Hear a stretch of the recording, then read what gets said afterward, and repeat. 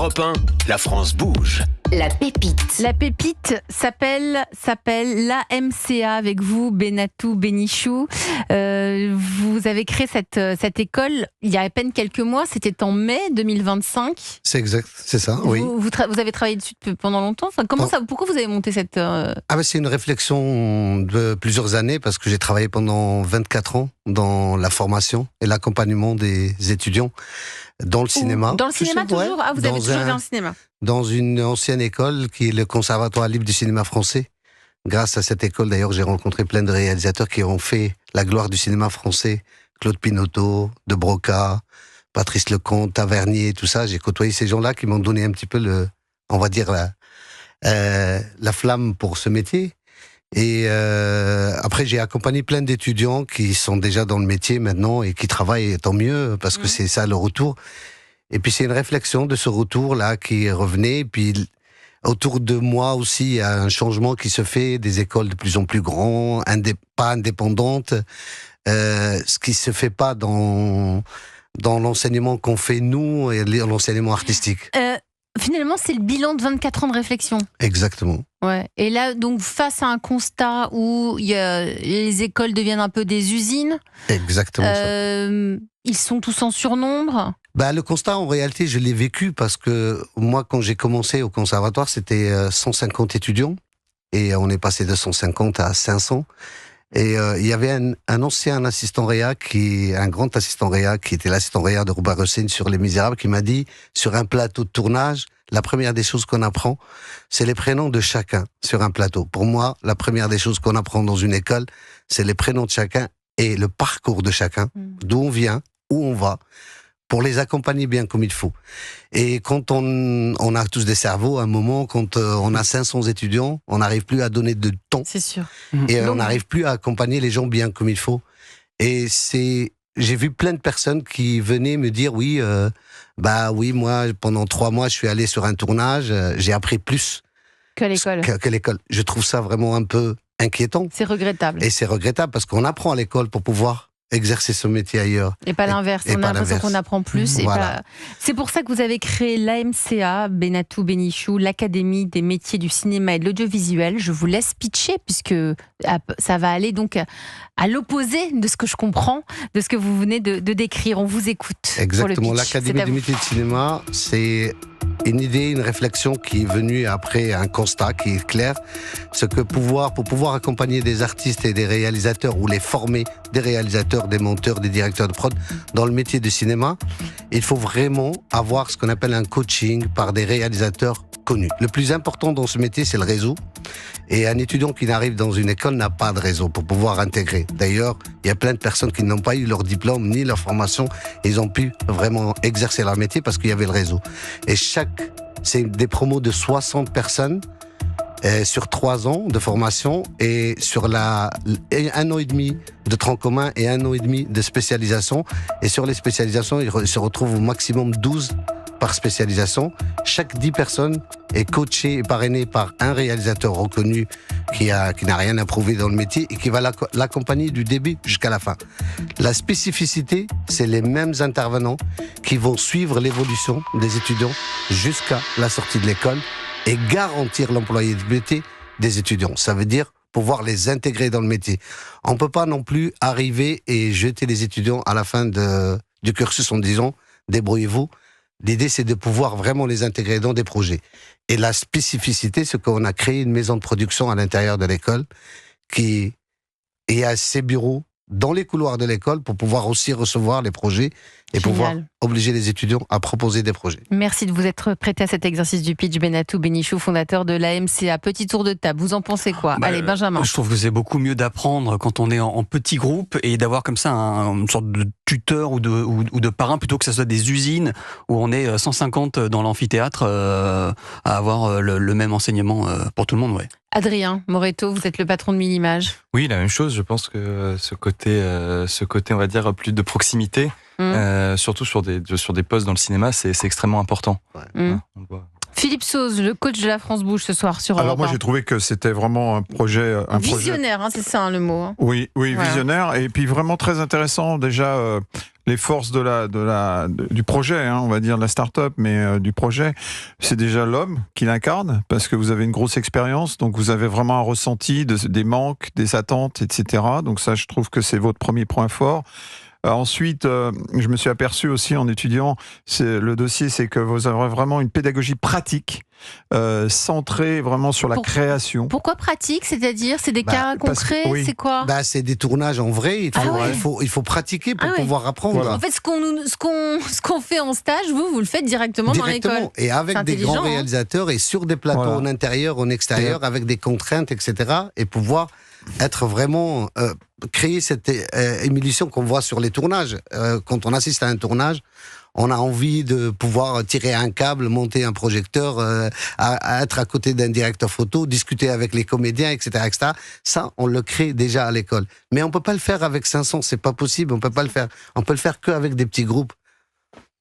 Philippe ? J'ai noté également, on vient d'en parler mais un petit peu, mais le matériel et des infrastructures modernes, donc vous mettez à disposition vraiment des locaux avec des équipements. Vous avez investi alors ? Vraiment, vraiment intéressant. Hein, on a investi, on a un partenariat aussi avec Loca Image qui nous met à disposition tout son parc matériel.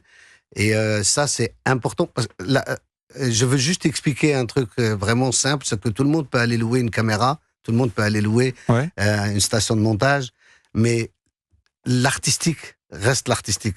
L'école n'est pas là pour formater les gens.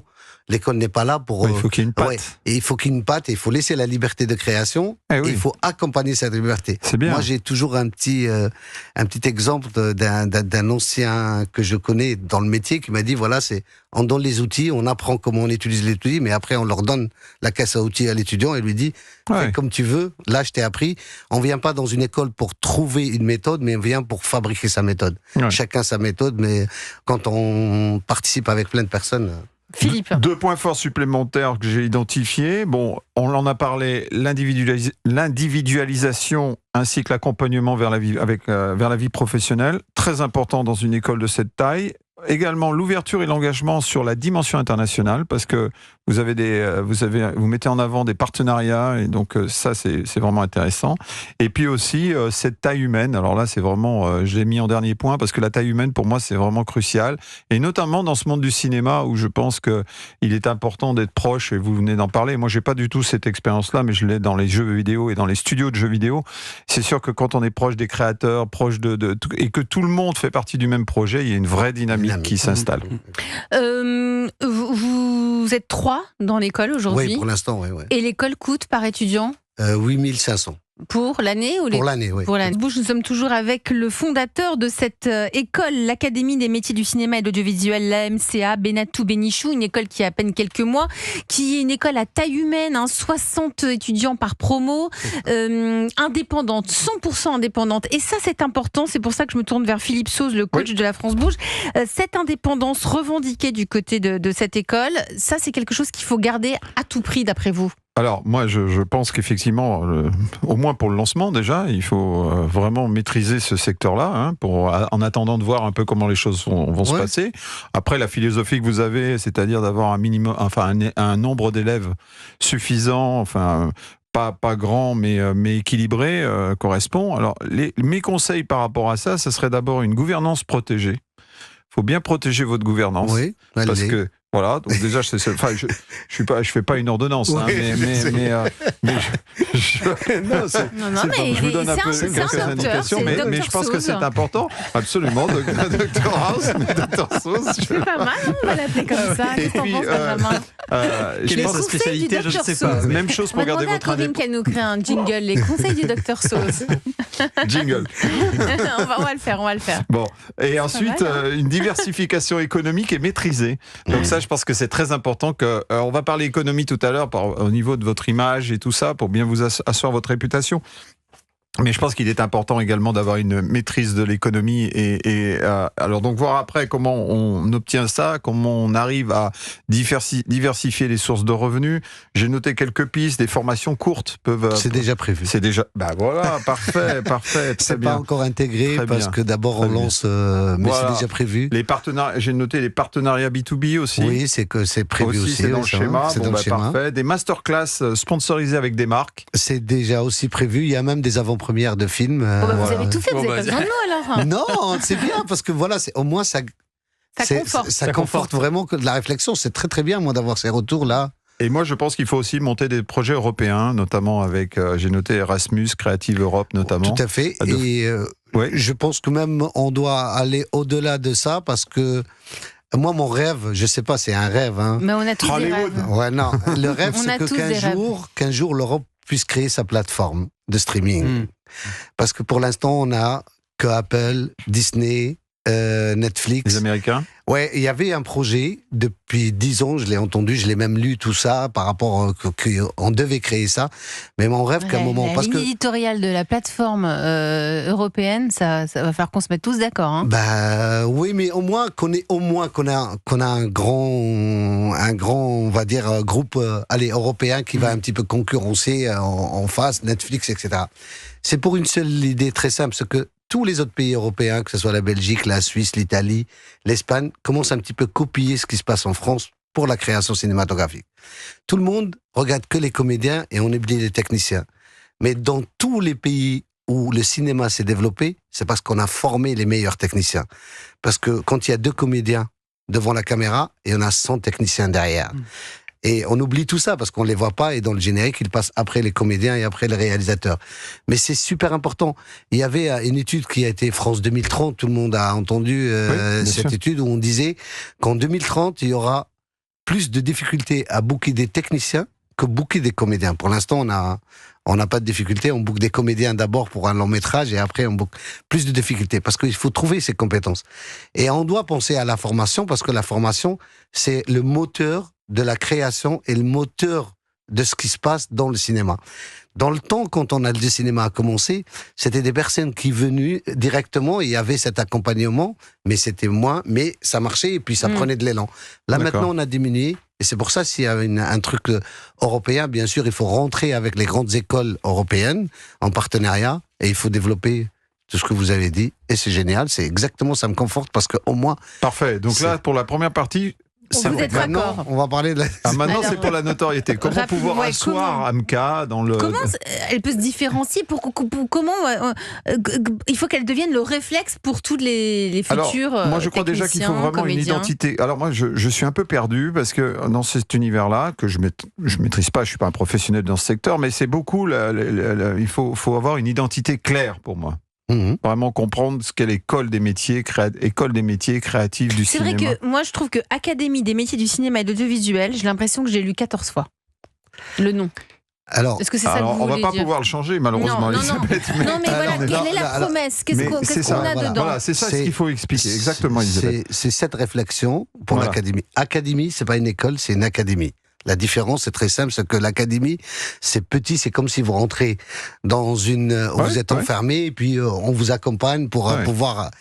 Métier obligatoire, parce qu'on voulait vraiment absolument que métier du cinéma apparaît, et c'est pour ça que l'Académie des métiers de cinéma aide l'audiovisuel, parce que maintenant la liaison entre le cinéma et l'audiovisuel se rapproche tellement que on peut D'accord. faire des séries, on appelle ça de l'audiovisuel, mais tout le monde se trompe. C'est pas le 7e art, le 7e art c'est le cinéma. C'est ça qui regroupe les 6 premiers. Hein. C'est pour ça on dit le cinéma, il regroupe les 6 premiers. Bon, et on voulait vraiment une identité où chacun peut trouver un petit peu un repère par rapport à ce qui se passe là. C'est pour ça qu'on a intégré les métiers, etc. Très bien. Mais bien sûr, il y avait d'autres AMCA ailleurs, parce que si on cherche, on va trouver AMCA, Non, mais- etc. Hmm. Mais non, on voulait vraiment AMCA et Paris. C'est exactement comme London Film School ou comme UCLA. Ok. On s'identifie par rapport aussi à la ville. Au lieu. vous êtes. Ouais. Philippe. Le deuxième sujet, et je suis bien placé parce que j'ai eu l'occasion de lancer une école dans ma carrière avec LDLC, et c'est la reconnaissance institutionnelle, c'est-à-dire la certification. Oui, vous avez raison. Donc je ne sais pas quelle démarche vous allez avoir par rapport à ça, parce que ça c'est vraiment un point très important Alors, qui il y va a- rassurer, Ouais. alors pas nécessairement les étudiants, mais surtout Les parents. les parents, qui vont mettre les 8 900 euros, Alors, 8 000 euros. moi, je vais juste dire 2 mots. Alors, la certification, pour pouvoir obtenir une certification, il faut 3 promotions sortantes, C'est prouvant ça, que les 3 3 ans. promotions sortantes Voilà. intègrent le métier à 3 plus 70%. Voilà. Voilà, ça, je connais par cœur et il n'y a aucun problème. Après, il faut prendre le temps. On peut trouver des partenariats Bien sûr, avec bien des sûr. écoles pour avoir ce qu'on appelle une portabilité de titres. Ça existe beaucoup. Les grands groupes le font. Ils portent les titres d'une école à l'autre. On peut avoir, pour l'instant, c'est en discussion avec le recteur, ou on peut passer à l'enseignement supérieur pour avoir vraiment ce qu'on appelle l'habilitation de l'enseignement supérieur. Et dans ce cas, c'est un titre de l'enseignement supérieur du niveau master, licence ou licence, master, doctorat. Mais l'intérêt, c'est plutôt pouvoir. Dans ce métier, on n'a pas besoin de diplôme pour pouvoir exercer, on a besoin de compétences et de connaissances. D'accord ? On peut avoir le meilleur diplôme au monde si on n'a pas les compétences concernant. Quel est le métier le plus recherché quand on veut faire du cinéma ? Le métier le plus recherché, c'est plutôt de l'assistanat, des scripts et chef décorateur, beaucoup. Et c'est ça que vous formez aussi ? Oui, tout à fait. Et donc c'est là-dessus, les formations, elles sont plus sur ces métiers-là que sur les métiers de... Il y a de la réalisation. Il y a de la réalisation, mais réalisateur, on devient. J'avais rapidement un dernier point, c'est vous avez la chance de pouvoir créer donc une communication vivante et authentique pour moi avec un storytelling. Donc on prend un étudiant et on raconte un peu son histoire. Et ça, je pense que ça peut être. C'est déjà dans les réseaux. C'est déjà dans les il a pensé à tout, Benatou Benichou. Merci, vous êtes le fondateur de l'Académie des métiers du cinéma et